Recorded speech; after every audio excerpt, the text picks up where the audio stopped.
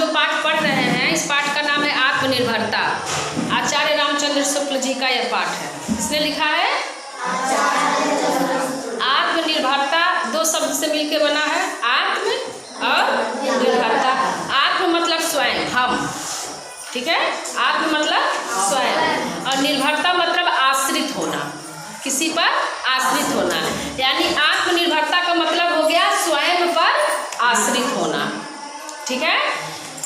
अभी इस पाठ में एक उदाहरण आएगा आगे चल के राजा हरिश्चंद्र जी का, जिनके लिए कहा जाता है, अभी इसको ना कोई बातचीत में होता होगा तो सुनते होगे, कोई ज़्यादा सही बोल रहा है और आपको उसको पसंद नहीं करते, बहुत ज़्यादा हरिश्चंद्र मत बनो, होता है ना। अक्सर गांव में सुन लेते होगे कि अरे वो बहुत सत्य बोल रहा है, वो राजा हरिश्चंद्र बन रहा है। यानी राजा हरिश्चंद्र क्यों प्रसिद्ध हुए?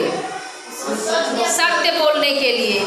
सत्य वो इतना बोलते थे कि सपने में वो विश्वामित्र को वरदान देते हैं कि नहीं, वरदान नहीं देते हैं, विश्वामित्र से आके मांगते हैं कि हमको अपना सारा राजपाट दे दो। वो सपने में दे देते हैं और जब वो नींद से जगते हैं कई दिनों बाद, जब वो ऋषि आके कहते हैं कि मैं आपके सपने में आया था और आपसे राजपाट मांगा था तो आपने हमको अपना राजपाट दे दिया था, तो राजा हरिश्चंद्र अपनी पत्नी सारा के साथ क्या करते हैं? पूरा राजपाट छोड़ के चले जाते हैं, ठीक है। उन्हीं के लिए इसमें देखो लिखा हुआ है, चंद टरे सूरज टरे टरे जगत व्यवहार। राजा हरिश्चंद्र जी के लिए ये लिखा गया है, एक दोहा है कि चंद टरे सूरज टरे टरे जगत व्यवहार, पै दृढ़ श्री हरिश्चंद्र को टरे न सत्य विचार। यानी चंद्रमा का निकलना टल सकता है, टरे मतलब टलना, आज नहीं 2 घंटे बाद या 2 घंटे पहले ऐसे, और सूरज टले, सूरज भी टल सकता है, और टले जगत व्यवहार, या और पूरे जग का जो व्यवहार है, मतलब धरती घूम रही है, सूरज निकल रहा है, चंद्रमा निकल रहा है, रात हो रहा है, दिन हो रहा है, ये जो पूरा जगत व्यवहार है वो आपका क्या हो सकता है? टल सकता है। लेकिन पै दृढ़ श्री हरिश्चंद्र को टरे न सत्य विचार। लेकिन जो राजा हरिश्चंद्र का सत्य का विचार है, उनका जो सत्य बोलने वाली आदत है, वह कभी भी बदल नहीं सकती। इस पाठ में उनको ये इसीलिए उदाहरण दे रहे हैं, वो श्री राम आचार्य रामचंद्र शुक्ल जी का उदाहरण युवाओं के लिए, तुम जैसे लोगों के लिए ही है, जिनके आगे पूरा जीवन है। तुम लोगों के आगे पूरा जीवन है ना, तो तुम लोगों के लिए ही यह विचार है कि तुम लोग आत्मनिर्भर बनो। आजकल एक चला भी है, प्रधानमंत्री जी द्वारा चला है ना, आत्मनिर्भर भारत, सुने हो स्लोगन ये, आत्मनिर्भर भारत। यानी हमको आत्मनिर्भर होना, सब कुछ, हम पहले हर छोटी छोटी चीज़ों के लिए दूसरों पर निर्भर थे, ठीक है। तो अब है आत्मनिर्भर भारत, यानी हम खुद ही बनाएंगे, हम अपने रक्षा के हथियार स्वयं बनाएंगे, हम अपनी मोबाइल कार, मतलब हर क्षेत्र में उर्वरक। पहले हम इस चीज़ के लिए नहीं बोल रहे हैं, तो इसलिए आत्मनिर्भर भारत है ना। ऐसे ही अभी हमें जरूरत है आत्मनिर्भर युवा। अभी भारत को क्या जरूरत है? आत्मनिर्भर युवा। और इस पाठ में आचार्य रामचंद्र शुक्ल जी यही बता रहे हैं कि देश के युवाओं को आत्मनिर्भर होना बहुत जरूरी है।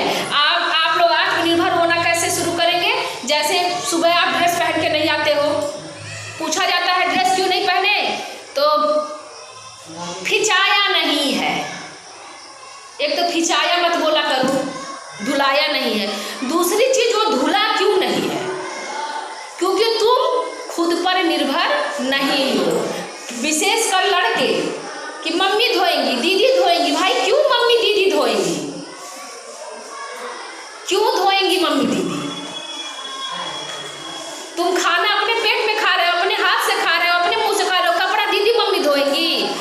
शरीर को ढक तुम्हारा रहा है, ठंडी गर्मी बरसात से कपड़ा सुरक्षा तुम्हारे शरीर की कर रही है, और धोएंगी मम्मी। तो शुरुआत आपको यहीं से करना है। हम बैठ जाते हैं एक जगह, कहते हैं अम्मा खाना दा, नहीं, फिर हम वहीं पे हाथ धो के बर्तन